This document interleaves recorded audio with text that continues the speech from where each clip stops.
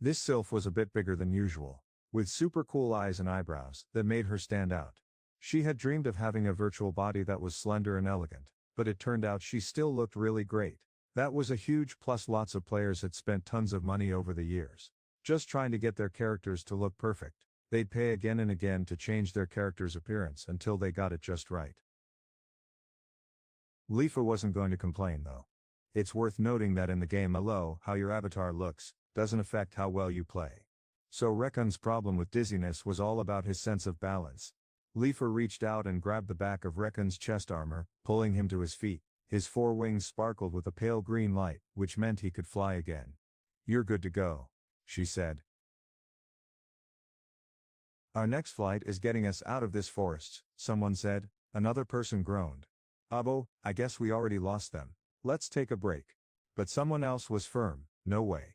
One of those salamanders was super good at searching, so it might have already tracked us down while we were resting. We can't handle another air attack on our own. We have to get back to our territory now," Rickon's friend urged. But Rickon wasn't thrilled about it. "Fine," he said, pouting. Suddenly a cool transparent joystick appeared in his hand. It was the controller for ALO's flight assistance system. The joystick was short and had a small ball on the end. Rickon gently pulled the stick towards himself. His two pairs of wings, which were on his back, started to flutter and glow softly. Leafa watched, then flapped her own wings a few times, getting ready to fly. She didn't need any special gadgets to take off like Rickon did. She was a total pro at flying whenever she wanted, which made her a top-notch fighter in the world of ALO. "Let's go," she shouted, launching herself into the air. The wings on her back stretched out as wide as they could, lifting her up through the trees and toward the big bright moon hanging in the sky. The wind rushed past her face, making her cheeks sting and her long ponytail dance behind her. In just a few seconds she broke through the trees and found herself soaring above the forest. The amazing land of Alfheim stretched out in every direction, as far as she could see. It was an incredible feeling, like nothing could hold her back. Ah, she breathed out happily, as she kept rising higher and higher into the sky.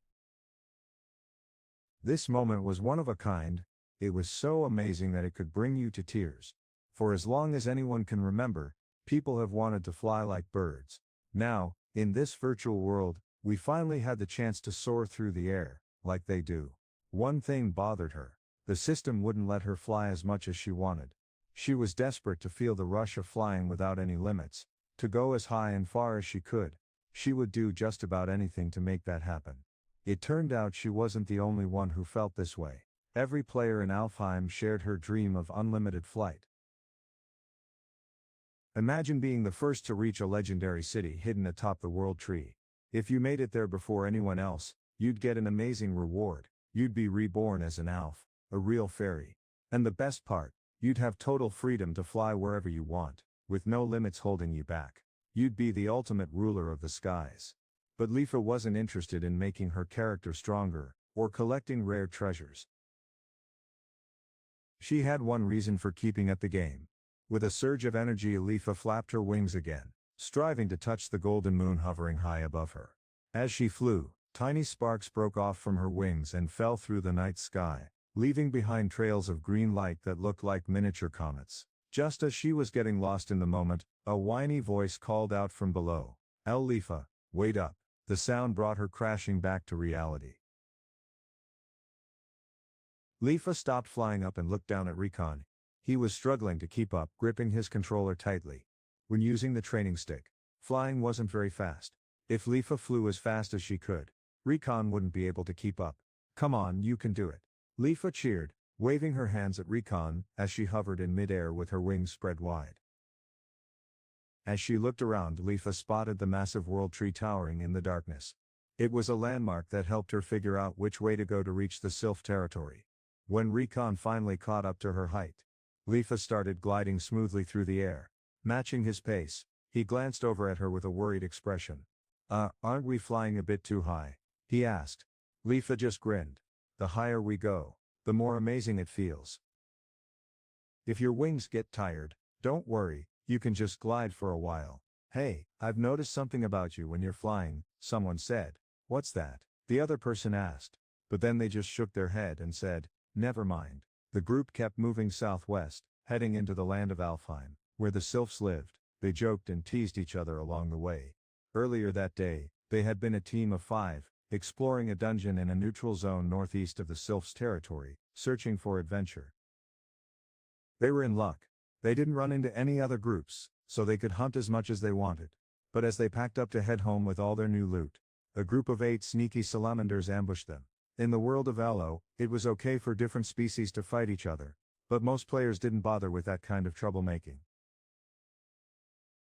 It was a typical weekday afternoon, and Lifa and her friends didn't expect to run into any big groups of enemies. But they did, and it was a tough fight. After 2 battles in the air, 3 fighters had fallen on both sides. Only Lifa and Reki were left. And they were lucky to have escaped. As sylphs, they could fly fast, which helped them get away from their pursuers, the salamanders. Now they were almost safe, nearing their home territory. They thought they were safe, but then Lifa spotted something weird. She was scanning the forest behind them when she saw a quick flash of orange light near some big trees. "Look out, Reki," she yelled, and suddenly dove downward to her left. Suddenly 3 bursts of flame shot out from the leaves below. Luckily Lifa and Reki were high enough to dodge the fiery blasts by a hair. The night air around them crackled with heat, but they didn't have time to catch their breath. 5 shadowy figures emerged from the forest, their reddish outlines glowing in the dark. They took off after Lifa and Reki, gaining speed fast. Ugh, can't you just quit already? Lifa muttered, glancing northwest into the darkness. She still couldn't spot the giant wind tower that stood at the heart of Sylph territory. "Oh well, let's get ready to fight," she exclaimed, pulling out a curved sword from her waist. Reki groaned, "Not again." As he grabbed his dagger, there were 5 enemies coming their way, and she knew they didn't stand a chance. "I don't think we'll win, but don't give up without trying. I'll distract them, so try to take down at least one." Lifa gave Reki a poke on the shoulder. "You should see me be a hero for once." She was ready to jump into battle. Lifa tucked in her wings and plummeted towards the ground. She had built up some speed by doing a quick loop, and now she was dropping like a stone. With a thrill of excitement, she shot downwards, heading straight for the salamanders lined up below her. Lifa and her friends were total pros at the game Elo. They'd been playing since it first came out and had gotten really good at it. They had awesome equipment and tons of experience, which made them a formidable team.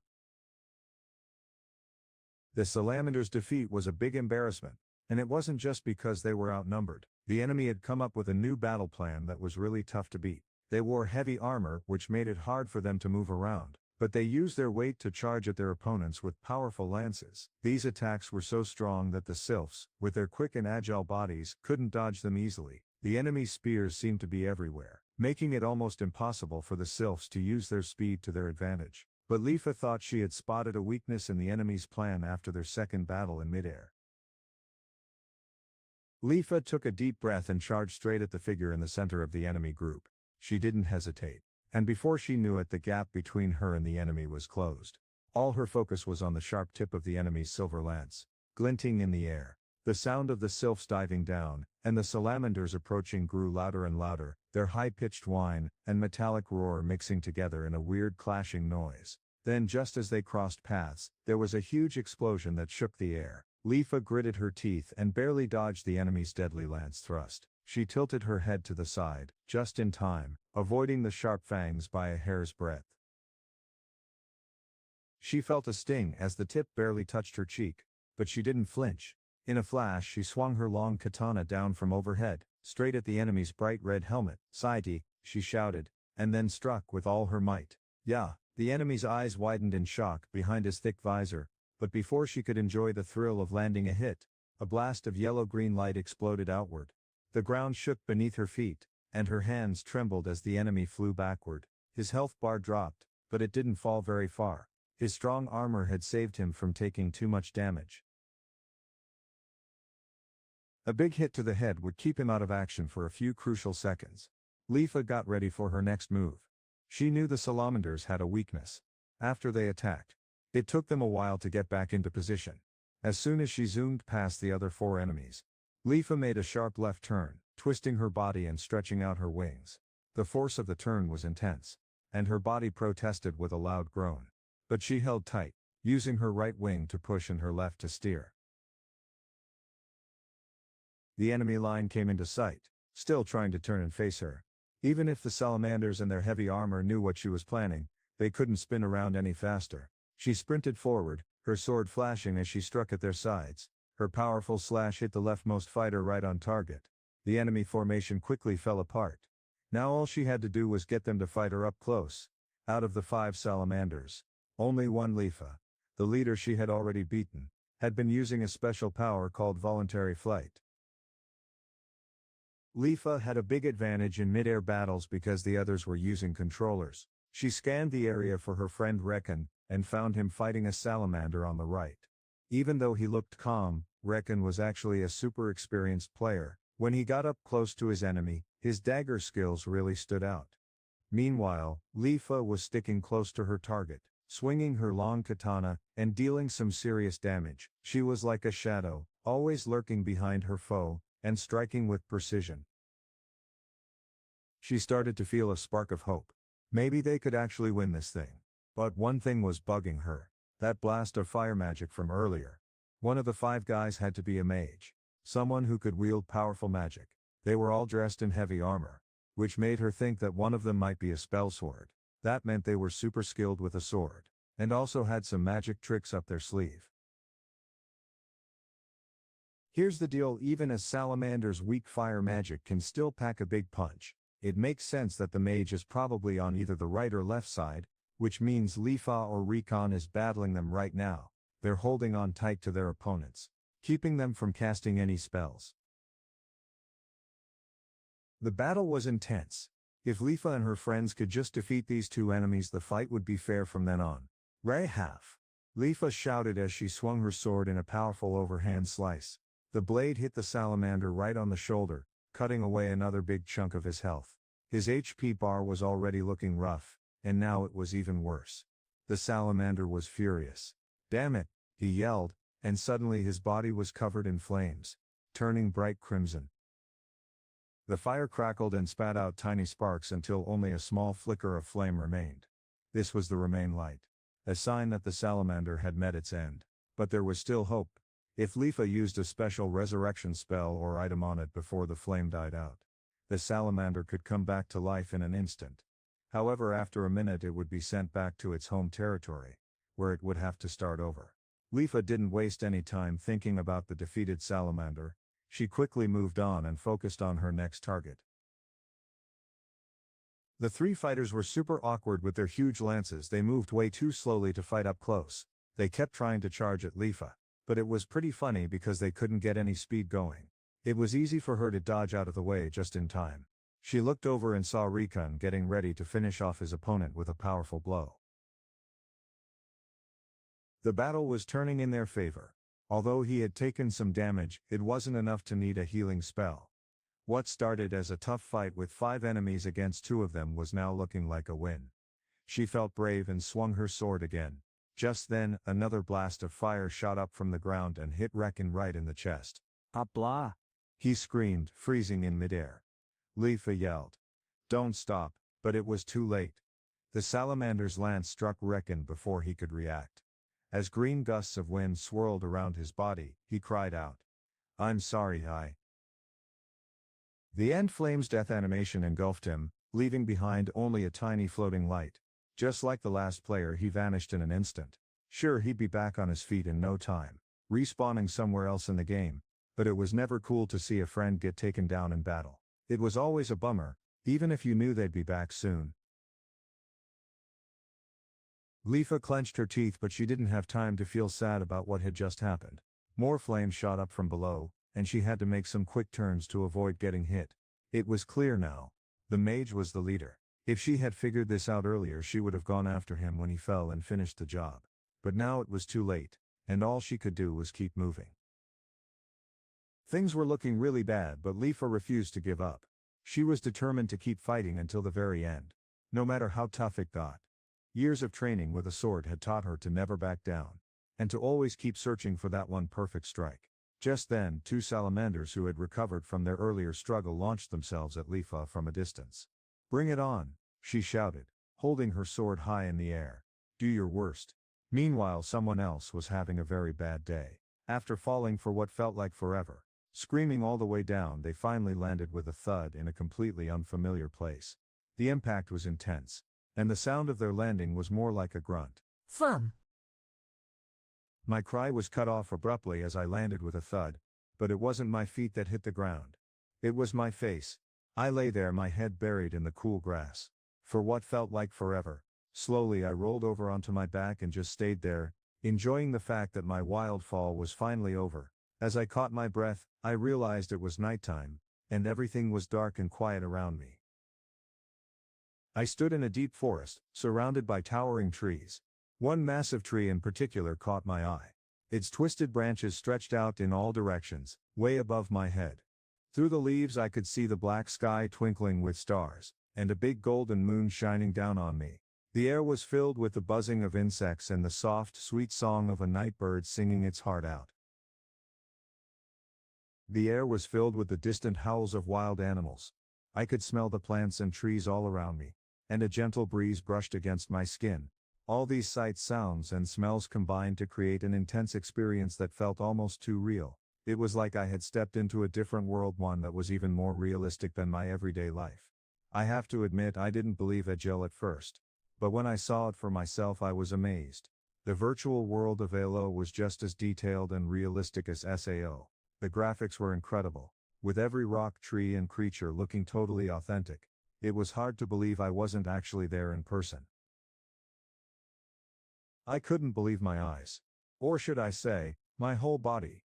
Just a year of work had created something totally amazing. The amount of cool stuff around me was overwhelming. Well, here I am again. I said to myself, closing my eyes in surprise. It had only been 2 months since I got out of my old virtual reality world and promised myself I'd never go back. But here I was diving into another virtual world. Didn't I learn my lesson last time?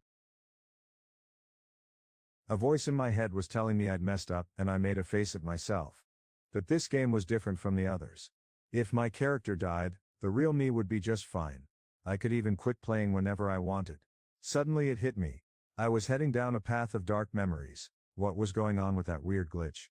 And how did I teleport here all of a sudden? I looked around, wondering how I ended up here. The navigator had told me that each player would start in their own race's home city. But this didn't look like a city at all. It was more like the wilderness. This can't be what I think it is, I muttered to myself. My cheeks started twitching as I tried to figure out what to do. I lifted my right hand and made a swiping motion with my fingers, but nothing happened. I tried it again and again, feeling a cold sweat trickle down my back. Then I remembered something the tutorial voice had said, that I needed to use my left hand to call up the menu and control my flight. I switched hands and tried again. This time a glowing menu popped up with a happy chime. I gazed at the buttons on the right side and my eyes landed on a familiar sight. Here it is. At the very bottom was a shiny button that said log out. I decided to test it out, so I pressed it. A warning message popped up, telling me I couldn't log out right away, because I was in the wilderness. It then asked me to confirm. I let out a sigh of relief and pushed myself up from the grass. As I looked around I realized I was surrounded by a huge forest. I stood surrounded by huge trees that seemed to stretch up forever. It was pitch black with no lights anywhere. I had no clue why I ended up here. To try and figure things out, I decided to check my game map. Just as I was about to press the button, I froze. What? I blurted out. At the top of the screen I saw my character's name, Kurito, and that I was a Spriggan. Below that were my health points 400 and magic points 80. Those numbers seemed pretty normal for a starting player. But what really caught my attention was the list of skills below those numbers. I hadn't picked anything yet, so I thought that part would be empty. But to my surprise there were already 8 different skills listed. They might have been special starter skills for Spriggans, but there seemed to be way too many. I tapped on the list to open up the skill window, and take a closer look. The skills were all over the place. Some were for fighting, like using swords or defending yourself, while others were more about everyday life, like fishing. What really caught my attention was that the values for these skills were super extreme.